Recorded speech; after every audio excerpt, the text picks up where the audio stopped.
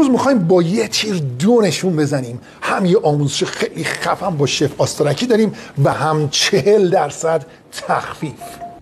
برای درست کردن درامالند فیله گوساله مرینیت شده رو قبضه میکنیم، میکوبیمش.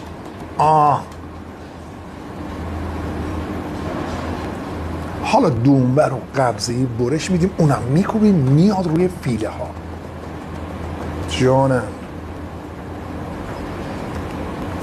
میرسیم به سینه ها، سینه رو هم قبضه میکنیم، اونم مزه‌دار شده. تمام گرما رو برای مزه‌دار کردن کپشه نوشتم، اونم میکوبیم میایم روی دنبه ها.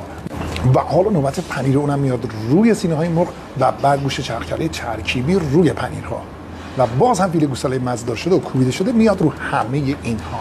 جانم اضافاتش رو میزنیم، 5 ساعت میذاریم تو فریزر، میاریمش بیرون، به این شکل برش میزنیم. جان لایه ها رو ببین چه جوریه.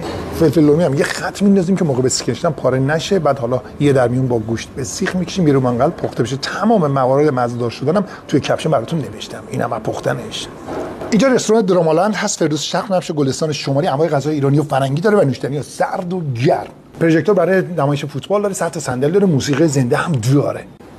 به مناسبت افتتاحیه هم از الان تا پنجشنبه شب تمام این غذاها و نوشیدنی‌ها 40% هم تخفیف داره. این هم شد آخرش. دمت گرم آقای آسترکی.